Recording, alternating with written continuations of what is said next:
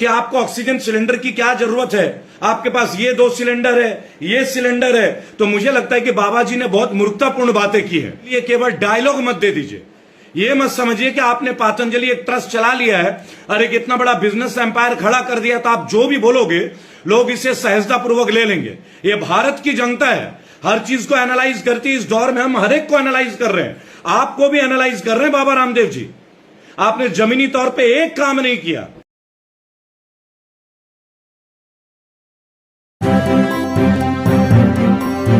Media voice, आपकी आवाज। जय हिंद, जय भारत। मैं रेबल सदानंद पति आप लोगों के बीच में। और दोस्तों, संडे का दिन है, आप लोग सब देख रहे हैं किस तरीके से क्या परिस्थिति है।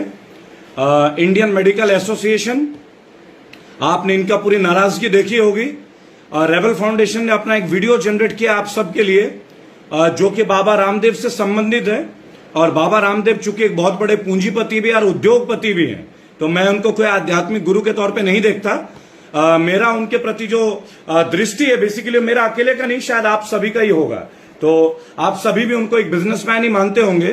बाबा रामदेव जी की मैं बात कर रहा हूं, क्योंकि उन्होंने जिस तरीके से एलोपैथी के ऊपर टिप्पणी की है। देखिए दोस्तों, हम में से कोई भी आयुर्वेद के खिलाफ नहीं है, हम में से कोई भी होम्योपैथी के खिलाफ नहीं है, हम में से कोई भी यूनानी मेडिसिन के खिलाफ नहीं है, और शायद हम में से कोई भी एलोपैथी के खिलाफ भी नहीं है।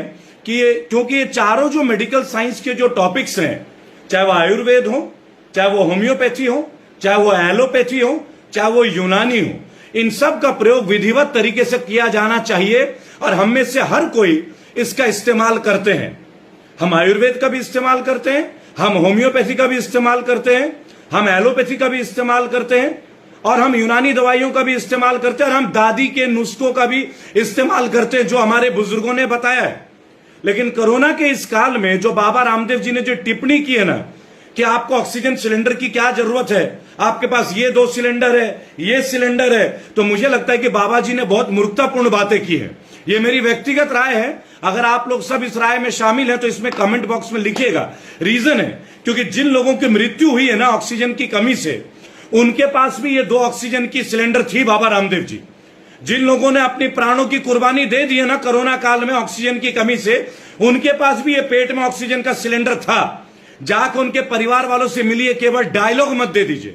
ये मत समझिए कि आपने पतंजलि एक ट्रस्ट चला लिया है और एक इतना बड़ा बिजनेस एम्पायर खड़ा कर दिया तो आप जो भी बोलोगे लोग इसे सहजतापूर्वक ले लेंगे। ये भारत की जनता है, हर चीज को एनालाइज करती है। इस दौर में हम हर एक को एनालाइज कर रहे हैं, आपको भी एनालाइज कर रहे हैं। बाबा रामदेव जी, आपने जमीनी तौर पे एक काम नहीं किया। हाँ, आपने एक काम जरूर किया कि पिछले लॉकडाउन में मार्च 2020 से आपने पतंजलि के प्रोडक्ट्स की कीमतें बढ़ा दी 20 से लेकर 30% तक। बाबा रामदेव जी, डायरेक्ट मैं आपको ऊपर बोल रहा हूं, कोई मजाक नहीं कर रहा हूं, ये मैं आपको बता देना चाहूंगा। लेकिन नहीं, यहां पे कुछ लोग होंगे जो हिंदुत्व की बात करेंगे। यहां पे देखिए, ये लिख रहे हैं, लिखा तारा ललित जी लिख रहे हैं हमारे लिए। आगे बीजेपी आईटी सेल के फेसबुक में ललित जी, क्यों ललित जी, हल्की सी रामदेव जी के बारे में क्या बोला, आपको मिर्च लग गई? नहीं, अब जायज बात भी ना कहे। इंडियन मेडिकल एसोसिएशन एक विश्व की बहुत बड़ी मानवीय संस्था, भारत की सर्वोच्च संस्था है मेडिकल कैरियर के लिए। जब आपके घर में भी कोई सर्जरी होती होगी ना, और वो जो डॉक्टर सर्जरी करता होगा वो आईएमएस से प्राप्त डिग्री लेके ही करता होगा। लेकिन नहीं, आप वो दौर भूल जाते हैं जब आपके परिवार का किसी का सर्जरी होता है। कोई डॉक्टर जब आपके घर में कोई शिशु पैदा होता है और विस्मय परिस्थिति में होता है, जब किसी अस्पताल में होता है, जब वो नर्स और वो डॉक्टर सेवा करती है, तब आपको भगवान दिखता है। नहीं, और अब अपनी मार्केटिंग करने के लिए आपने बताया कि ज्यादा से ज्यादा लोग एलोपैथी से मर रहे हैं। मैं एक बात बताना चाहूंगा बाबा रामदेव जी, आपके प्रोडक्ट्स की क्या क्वालिटी है? आपने बगैर परमिशन कोरोनिल बेचा था। क्या आप लिख के दे सकते हैं 100% की कोरोनिल लेने वाले को कोरोना नहीं होगा? और आप मुझे यह बता दीजिए कि पतंजलि अगर इतना ही बड़ा ट्रस्ट है और इतना ही बड़ा मेडिकल का इंस्टीट्यूशन है बाबा रामदेव जी, तो आचार्य बालकृष्ण जो कि आपके सीईओ हैं, उनको आप एम्स में क्यों एडमिट कराते हैं? दिल्ली के एम्स में उनको पतंजलि में इलाज कर लीजिए ना। अब देखिए, अंकित श्रीवास्तव जी ये हमारे बारे में यूट्यूब में लिख रहे हैं। मतलब एक जायज बात बोलो ना, ये बीजेपी आईटी सेल के लोग तुरंत घुस जाएंगे यूट्यूब में। अंकित श्रीवास्तव जी को जरा जवाब दीजिएगा। मैं एक बात आपको बोलना चाहूंगा। देखिए, मैं एक बात मानता हूं कि आयुर्वेद हमारे लिए एक बहुत बड़ा विज्ञान है, एक दैवीय तिथि और हम मानते हैं, मैं भी यकीन करता हूं, लेकिन कई बार इमरजेंसी में जब सर्जरी होती है ना, तो हमें एलोपैथी की भी जरूरत पड़ती है। और ये कोरोना काल से हम गुजर रहे हैं, इस वक्त कोई भी ऐसी बात किसी को नहीं करनी चाहिए जिससे कि हमारे डॉक्टर्स का मनोबल टूटे। सवाल डॉक्टरों का है, लाखों डॉक्टर नर्सों का, हेल्थ वर्कर्स का है। यहां हम आयुर्वेद के खिलाफ टिप्पणी नहीं कर रहे हैं, यहां बाबा रामदेव जी के बारे में एक टिप्पणी की जा रही है। और अगर ऐसा ही था तो लोगों में कोरोनिल बांट देते ना फ्री में, बेचने की क्या जरूरत थी? लाखों करोड़ों रुपए का आपका टर्नओवर है, आपने तो कहा था हम देश के लिए कर रहे हैं। अरे देश के लिए क्या कर रहे हैं आप? आटा की कीमत में 60 रुपए 10 किलो की थैली में बढ़ा दिया, ये भी देश के लिए कर रहे हैं बाबा रामदेव जी आप। अरे बीजेपी आईटी सेल के नमूनों, ये जो तुम लोग लिख रहे हो ना हमारे यहां पे, ये जो तुम लोग लिखते हो पेज पे, एक बात सोच के लिखो, ये जो आटा का रेट बढ़ा ये तुम्हारे लिए भी है, केवल मेरे लिए नहीं है। मैं तो वैसे भी पतंजलि का आटा नहीं लेता और ना ही मैं पतंजलि का प्रोडक्ट लेता हूं। मैं आपको पहले बता दूं अच्छे से, मैं हमदर्द लेता हूं, वैद्यनाथ लेता हूं, मैं पतंजलि को नहीं लेता, क्योंकि मैं बाबा रामदेव को बाबा नहीं मानता, जस्ट एक पॉलिटिशियन कम बिजनेसमैन मानता हूं। क्योंकि जिस आदमी ने लोकपाल के लिए अन्ना हजारे के साथ इतना तिगड़मबाजी किया था, रामलीला मैदान में सलवार सूट पहन के भागे थे, आज वो आदमी पिछले 6.5 साल से लोकपाल में कहीं नजर नहीं आ रहा, कहीं भी नजर नहीं आता। जब भी नजर आता है बीजेपी के गुणगान करते हुए नजर आते हैं। अगर वो एक बाबा है ना तो कोई पॉलिटिकल पार्टी की तारीफ ना करें। और बीजेपी के चमचों, ये जो आ जाते हो आईटी सेल के, तुम्हें भी एक बात मैं बता देता हूं कि मैं कांग्रेस का भी धज्जियां उड़ाता हूं। आज अगर आज कांग्रेस की बुरी दिन नहीं होते ना तो हमें यह सरकार सहना नहीं होता। 70 साल से कांग्रेस की सरकार ने क्या किया वो आप भी जानते हो और मैं भी जानता हूं। लेकिन इस 6.5 साल की जो सरकार है ना, बड़े बड़े जुमलों वाले सरकार, मैं कहता हूं नेहरू को खूब गाली दो, ठीक है भाई दे दो, लेकिन अस्पताल कहां बनाए तुमने जुमलेबाजों? कितने संस्था बना लिए तुमने? दिखाओ ना कोविड के कितने अस्पताल तुमने बनाए। अरे गुरुद्वारों में जाके देखो, सिखों को जाके देखो, कुछ सीखो, उन सिखों से कुछ सीखो, उन गुरुद्वारा कमेटियों से कुछ सीखो। ये जितने भी हैं, पहले आसाराम आए, वो भी पाखंडी निकले। आपको अच्छी तरह पता, हमारे मोदी जी के कितने सारे फोटो थे आसाराम जी के साथ, है ना? हरियाणा सरकार के कितने फोटो थे राम रहीम जी के साथ, बाद में वो भी स्कैंडल। इसीलिए मुझे बाबा बाबा पे अब यकीन नहीं होता। मैं भक्ति करता हूं, मैं हिंदू हूं, मुझे हिंदुत्व पे गर्व है, लेकिन मुझे हिंदुत्व के ठेकेदारों की जरूरत नहीं है। मेरा धर्म इतना कमजोर नहीं है कि उसके लिए मुझे ठेकेदारों की जरूरत पड़ेगी। और इसी तरह इस्लाम में भी है। मैं एक बात आपको बता दूं, अल्लाह के बीच के लिए कोई मौलाना की जरूरत नहीं है। इंसान और अल्लाह का डायरेक्ट संबंध है, उसके लिए कोई मौलवी और मौला की जरूरत नहीं है, किसी मौलवी की जरूरत नहीं है। जिसने ये संसार बनाया है ना, वो अपने बनाए सृष्टि को अच्छे से ध्यान रखता है। हाँ, आप अपने आसपास की चीजों का ध्यान रखें। लेकिन मैं एक बात बोलूंगा, आज डॉक्टरों के लिए इतनी बड़ी बड़ी बातें की जा रही है, ऑक्सीजन के लिए बातें की जा रही है। बाबा रामदेव साहब, आपने आईसीयू वाले कितने पेशेंट्स का ट्रीटमेंट किया पतंजलि में? जरा डिटेल दिखाएंगे आप? अरे बड़ी बड़ी बातें और बड़ा पाव खाते, ऐसा नहीं चलेगा। दिखाइए ना पतंजलि में कितने लोगों की चिकित्सा की है आपने, बताइए ना जरा। आप आईसीयू में से मैं आपको 50 पेशेंट देता हूं, इलाज कीजिएगा पतंजलि में। अरे आप बालाकृष्ण जी का इलाज तो एम्स में करते हैं और बातें करते हैं कि एलोपैथी की दवाइयां हमें मार रही है। मेरी बात सुनिए, ज्यादा कोई भी दवाई का लेना हानिकारक है। मैं आयुर्वेद में यकीन करता हूं, क्योंकि आयुर्वेद एक दवा नहीं है, आयुर्वेद एक सभ्यता है हमारी। अच्छा खाइए, फलों का आहार लीजिए, खड़े मसालों का इस्तेमाल कीजिए, दालचीनी इलायची लौंग का इस्तेमाल कीजिए, केसर का इस्तेमाल कीजिए। ये हमारे शरीर की इम्यूनिटी को डेवलप करती है। और बाबा रामदेव के साथ साथ मैं बूस्ट कंपनी से एक सवाल पूछूंगा। पिछले 40 साल से ऐड दिए जा रहे हो, बूस्ट इम्यूनिटी को बूस्ट करता है, क्यों वीरेंद्र सहवाग साहब? आपकी बूस्ट ने कितनी इम्यूनिटी दे दी आज तक लोगों को? ये बॉर्नविटा वालों ने कितनी इम्यूनिटी दे दी?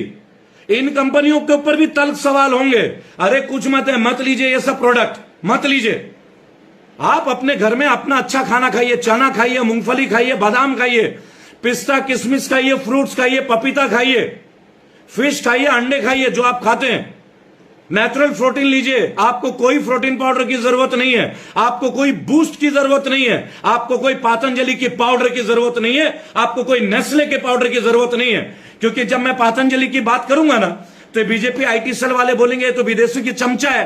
अरे मैं यूज नहीं करता, आपकी जानकारी के लिए, क्योंकि मैं अपने पूरी टीम के साथ आज तक मास्क भी नहीं पहना। हाँ, जब कभी रिकॉर्ड करते हैं, फ्लाइट में जाते हैं, क्योंकि एयरलाइंस वालों को प्रॉब्लम होती है, तुरंत उनके सीनियर उनको बुला लेते हैं। लेकिन एक बात मैं आपको बोलूंगा बहुत अच्छे से, राहुल सिंह जी, हम लोग अपने बातों से कहीं नहीं पलटते, आप जैसे चाटुकार बदलते हैं।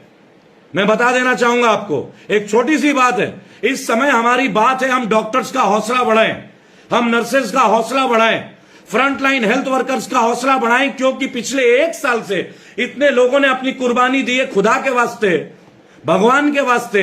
बाबा रामदेव जी, इस वक्त आप मेडिकल साइंस के ऊपर सवाल मत उठाइए, और अगर आपको सवाल उठाना है ना तो पहले समाधान लेके आइए, क्योंकि आपने लोकपाल पे भी सवाल उठाया था, आपने अपनी कंपनी भी बना ली, लाखों करोड़ों का टर्नओवर भी कर लिया, और आपने भी लॉकडाउन में 30% का इजाफा कर दिया अपने प्रोडक्ट्स का। तो देशभक्ति का पाठ हमें मत पढ़ाइए। आप सिर्फ एक बिजनेसमैन रामदेव हैं, आप बाबा रामदेव है ही नहीं, और ना हम आपको बाबा रामदेव मानते, आप बाबा हैं। ऋषि महर्षि जो होते हैं वो व्यापारी होते हैं। ये बता रहे आप हमें, नया नया डेफिनेशन सिखा रहे हैं आप, कमाल की बात कर रहे हैं। जरा दुनिया को बताइए ना आपके गुरुजी का क्या हुआ, कहां है आपके गुरुजी? जरा आइए ना पब्लिक के सामने बताइए ना राजीव दीक्षित जी का क्या हुआ। दोस्तों, बीजेपी के मेरे तमाम साथियों, एक बार राजीव दीक्षित के बारे में मोदी जी से पूछिए ना, एक बार रामदेव जी से पूछिए ना कि राजीव दीक्षित कौन थे, राजीव दीक्षित की मृत्यु संदेहास्पद स्थिति में क्यों हुई, राजीव दीक्षित ने क्यों बोला था कि उनकी हत्या हो जाएगी। अरे मैं अगर आप लोगों का विरोधी हूं, राजीव दीक्षित तो नहीं थे ना, वो तो हिंदुत्व को मानने वाले थे, मैं भी मानता हूं। तो मैं आज राजीव दीक्षित के लिए बात पूछना चाहता हूं, राजीव दीक्षित का परिवार कहां है? राजीव दीक्षित के बारे में कोई सीबीआई इंक्वायरी हो सकती है क्या? हम उठाएंगे राजीव दीक्षित के लिए। सच्चे भारतीय हैं, डरते नहीं है किसी से, लड़ते हैं अपने मुल्क के लिए, अपने देश के लिए। लेकिन हिंदू मुस्लिम के नाम से कोई लड़ेगा ना तो उसकी ईंट से ईंट बजाई जाएगी, उसे भगाया जाएगा इस मुल्क से। कोई मुसलमान नहीं भागेगा हमारे देश से, कोई हिंदू नहीं भागेगा, उन लोगों को भगाएंगे जो हिंदू मुसलमान को अलग करता है। बर्दाश्त की हद होती है। जब जमात हुई तो निजामुद्दीन में आपने बोला इन्होंने कोरोना फैला दिया, तब आपने रिलीजन को बीच में ला दिया। और जब आपने महाकुंभ किया, उत्तराखंड सरकार गूंगी थी, इंडियन मेडिकल एसोसिएशन चुपचाप बैठी थी, माननीय सुप्रीम कोर्ट चुप हो गए थे, स्वास्थ्य मंत्रालय ने आंख में पट्टी बांध ली थी, तब कोरोना नहीं फैला क्या? आज उत्तराखंड में कोरोना का कितना प्रकोप है? 2 गज की दूरी, मास्क है जरूरी, मोदी जी ने इतना प्रवचन दिया, हमारे माननीय प्रधानमंत्री जी ने। और योगी जी भी चले गए बंगाल में जाके चुनाव की परिक्रमा करने, बंगाल में इतनी भीड़ लेकर आए अमित शाह जी। देखिए, मैं भी गया था चुनाव में, क्योंकि जवाब देना जरूरी था। एक साधारण भारतीय हूं और अपने हिस्से की मेहनत करके इनको हरा के दिखाया है। और यही हाल कांग्रेस का होगा राजस्थान में। गहलोत जी के लिए स्ट्रिक्ट वार्निंग है, कुछ भी नहीं कर रहे हैं। कितने मासूम बच्चे अस्पतालों में मर गए। राजस्थान की कांग्रेस सरकार, प्रियंका गांधी गूंगी की तरह बैठी हुई है, तब आपको हाथरस दिखाई देता है। कोई ये ना समझे कि हम बीजेपी के विरोधी हैं, कट्टर विरोधी हर उस राजनीतिक दल का। अरे 2022 का इंतजार तो कीजिए, और 2024 में देखिएगा नए पार्लियामेंट्रियन लेके आएंगे, पूरा देश को बदलेंगे।